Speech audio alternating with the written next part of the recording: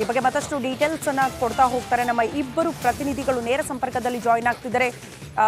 ಶಾಸಕ ಜನಾರ್ದನ ರೆಡ್ಡಿ ಅವರು ಬಿಜೆಪಿ ಪಕ್ಷ ಸೇರ್ಪಡೆಯ ವಿಚಾರಕ್ಕೆ ಕುರಿತಂತೆ ನಮ್ಮ ಪ್ರತಿನಿಧಿ ಸುರೇಶ್ ಮಾಹಿತಿ ಕೊಡ್ತಾರೆ, ನೇರ ಸಂಪರ್ಕದಲ್ಲಿದ್ದಾರೆ.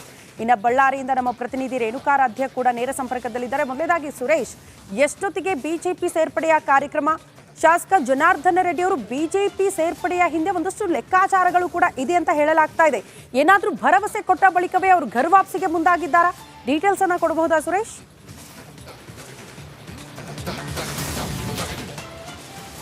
ಎಸ್ ಶ್ರುತಿ, ಸದ್ಯ ರಾಜಕಾರಣದಲ್ಲಿ ಒಂದಷ್ಟು ಬದಲಾವಣೆಯ ಗಾಳಿ ಬೀಸಿರ್ತಕ್ಕಂಥದ್ದು.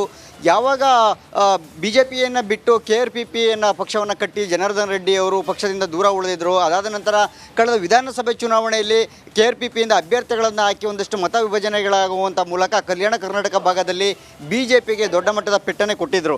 ಹೀಗಾಗಿ BJPಗೂ ಕೂಡ ಕಳೆದ ವಿಧಾನಸಭೆ ಚುನಾವಣೆಯಲ್ಲಿ ಒಂದಷ್ಟು ಹಿನ್ನಡೆ ಆಯಿತು. ಸೊ ಹೀಗಾಗಿ ನಿನ್ನೆ ಮತ್ತೆ ಜನಾರ್ದನ ರೆಡ್ಡಿಯವರ ಪ್ರಾಬಲ್ಯ ಏನಿದೆ ಅಂತಕ್ಕಂಥದ್ದನ್ನು ಸ್ವತಃ ರಾಜ್ಯ ನಾಯಕರಷ್ಟೇ ಅಲ್ಲ, ಹೈಕಮಾಂಡ್ ನಾಯಕರು ಕೂಡ ಅರ್ತಿರ್ತಕ್ಕಂಥದ್ದು.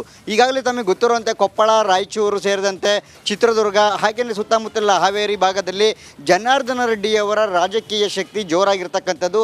ಅದು ಈಗಾಗಲೇ ಎಲ್ರಿಗೂ ಕೂಡ ಗೊತ್ತಿರ್ತಕ್ಕಂಥ ವಿಚಾರ.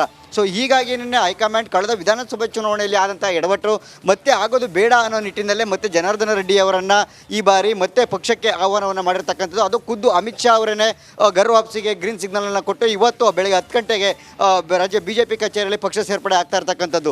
ಇನ್ನು ಜೊತೆಗೆ ಅವರಿಗೆ ಒಂದಷ್ಟು ಭರವಸೆ ಅಂತ ಹೇಳೋದಾದರೆ ಅವರಿಗೆ ಈಗ ಇರುವಂಥ ಆಪ್ಷನ್ ಇರ್ತಕ್ಕಂಥದ್ದು ಒಂದು ಕೊಪ್ಪಳ ಲೋಕಸಭಾ ಕ್ಷೇತ್ರ ಮಾತ್ರ. ಈ ಕೊಪ್ಪಳ ಲೋಕಸಭಾ ಕ್ಷೇತ್ರದಲ್ಲಿಯೂ ಕೂಡ ಕೊಪ್ಪಳ ಜಿಲ್ಲಾ ವ್ಯಾಪ್ತಿಯಲ್ಲಿ ಜನಾರ್ದನ ರೆಡ್ಡಿ ಅವರ ರಾಜಕೀಯ ಪ್ರಾಬಲ್ಯ ಕೂಡ ಜೋರಾಗಿರ್ತಕ್ಕಂಥದ್ದು.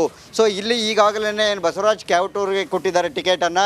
ಇದು ಕೂಡ ಅಸಮಾಧಾನ ಇದ್ದಿರ್ತಕ್ಕಂಥದ್ದು. ಕಾರಣ ಇಷ್ಟೇ, ಕರಡಿ ಸಂಗಣ್ಣವರು ಏನಿದ್ದಾರೆ ನನಗೆ ಟಿಕೆಟ್ ಕೊಡಬೇಕಾಗಿತ್ತು ಅಂತ ಹೇಳಿ ಬಂಡಾಯ ಹೇಳುವ ಮೂಲಕ ಪಕ್ಷದ ರಾಜ್ಯ ನಾಯಕರಿಗೂ ಒಂದಷ್ಟು ಮುಜುಗರ ಉಂಟು ಮಾಡುವಂಥ ಸನ್ನಿವೇಶಗಳನ್ನು ಉಂಟು ಮಾಡಿರ್ತಕ್ಕಂಥದ್ದು. ಜೊತೆಗೆ ಕಾಂಗ್ರೆಸ್ ಸೇರುವಂಥ ಸಾಧ್ಯತೆಗಳ ಬಗ್ಗೆಯೂ ಕೂಡ ಈಗಾಗಲೇ ಕೆಲ ಆಪ್ತರ ಬಳಿ ಹೇಳ್ಕೊಂಡಿರ್ತಕ್ಕಂಥದ್ದು.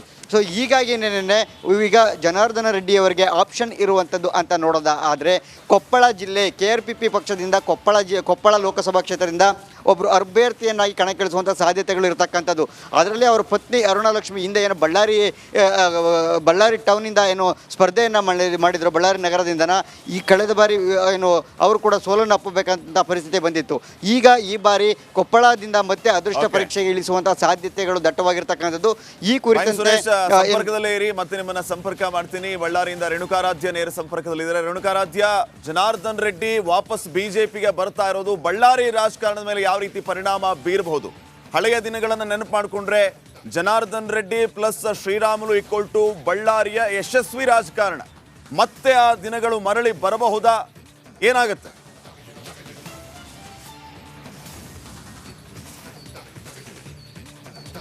ಖಂಡಿತ ಶ್ರೀಪಾದ್, ಏನು ಜನಾರ್ದನ ರೆಡ್ಡಿ ಅವರು ಮತ್ತೆ BJPಗೆ ಸೇರ್ತಾ ಇರ್ತಕ್ಕಂಥ ಹಿನ್ನೆಲೆಯಲ್ಲಿ ಸಾಕಷ್ಟು ಲೆಕ್ಕಾಚಾರಗಳಿರ್ತಕ್ಕಂಥದ್ದು. ನೀವು ಹೇಳಿದಾಗೆ ಹಳೆಯ ದಿನಗಳು ಮರುಕಳಿಸಬೇಕು ಅನ್ನುವ ನಿಟ್ಟಿನಲ್ಲೇ ಜನಾರ್ದನ ರೆಡ್ಡಿ ಅವರನ್ನ ಮತ್ತೆ ಈಗ BJPಗೆ ಕರೆತಂದಿರ್ತಕ್ಕಂಥದ್ದು BJP. ಇಲ್ಲಿ ಪ್ರಮುಖವಾಗಿ ಗಮನಿಸುವುದಾದರೆ BJPಗೆ ಸಾಕಷ್ಟು ಪ್ಲಸ್ ಪಾಯಿಂಟ್ಗಳು ಇರ್ತಕ್ಕಂಥದ್ದು ಜನಾರ್ದನ ರೆಡ್ಡಿ ಅವರು BJPಗೆ ಬಂದರೆ.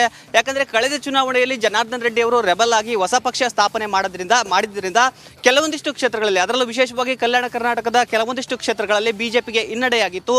BJPಯ ಮತಗಳು ವಿಭಜನೆಯಾಗಿದ್ವು. ಆ ಒಂದು ಸಮಸ್ಯೆ ಈಗ ಜನಾರ್ದನ ರೆಡ್ಡಿ ಅವರು BJPಗೆ ಸೇರೋದ್ರಿಂದ ಮತಗಳ ವಿಭಜನೆ ಸಮಸ್ಯೆ ನಿವಾರಣೆಯಾಗುತ್ತೆ. ಅದರ ಜೊತೆಗೆ ಕಲ್ಯಾಣ ಕರ್ನಾಟಕದ ಬಳ್ಳಾರಿ ಆಗಿರ್ಬೋದು, ವಿಜಯನಗರ, ರಾಯಚೂರು, ಕೊಪ್ಪಳ, ಯಾದಗಿರಿ ಸೇರಿದಂತೆ ಕಲ್ಯಾಣ ಕರ್ನಾಟಕದಲ್ಲಿ ಹಲವು ಏನು ಜಿಲ್ಲೆಗಳಿದ್ದಾವೆ. ಇಲ್ಲಿ ಪ್ರಮುಖ ನಾಯಕರು ಕಳೆದ ಚುನಾವಣೆಯಲ್ಲಿ ಸೋತಿದ್ರು.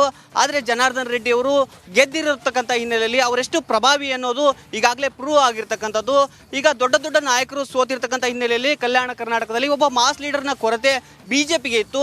ಆ ಸಮಸ್ಯೆಯು ಕೂಡ ಈಗ BJPಗೆ ನಿವಾರಣೆ ಆಗುತ್ತೆ. BJP ಕರಾವಳಿ ಭಾಗ ಆಗಿರ್ಬೋದು, ಮಧ್ಯ ಕರ್ನಾಟಕ ಭಾಗ, ಮೈಸೂರು ಹಾಗೂ ಬೆಂಗಳೂರಿಗೆ ಕೊಟ್ಟಷ್ಟು ಮನ್ನಣೆಯನ್ನು ಕಲ್ಯಾಣ ಕರ್ನಾಟಕಕ್ಕೆ ಕೊಡಲು ಆಗ್ತಾ ಇಲ್ಲ. ಅಷ್ಟರ ಮಟ್ಟಿಗೆ BJPಯ ನಾಯಕರು ಆ ಭಾಗದವರೇ ಇರತಕ್ಕಂಥದ್ದು. ಹೀಗಾಗಿ ಕಲ್ಯಾಣ ಕರ್ನಾಟಕದಲ್ಲಿ ಒಬ್ಬ ಮಾಸ್ ಲೀಡರ್ ಅಂದರೆ ಜನಾರ್ದನ ರೆಡ್ಡಿ ಅವರಂತಹ ಲೀಡರ್ ಬಂದರೆ ಆ ಸಮಸ್ಯೆಯು ನಿವಾರಣೆ ಆಗುತ್ತೆ ಅನ್ನೋದು ಈಗ BJPಯಲ್ಲಿ ಇರ್ತಕ್ಕಂಥ ಲೆಕ್ಕಾಚಾರ. ಹೀಗಾಗಿ ಜನಾರ್ದನ ರೆಡ್ಡಿ ಅವರು ಮತ್ತೆ BJPಗೆ ಬಂದಿರತಕ್ಕಂಥದ್ದು ನಿಜಕ್ಕೂ ಆನೆ ಬಲ ಬಂದಂತಾಗಿದೆ ಅಂತ ಈಗ ರಾಜಕೀಯ ವಲಯದಲ್ಲಿ ಚರ್ಚೆ ಆಗ್ತಾ ಇರ್ತಕ್ಕಂಥದ್ದು Shripad. Okay, thank you Renukaradhya. ಹಾಗೇನೆ ಸುರೇಶ್, ನಿಮಗೂ ಕೂಡ ಧನ್ಯವಾದ.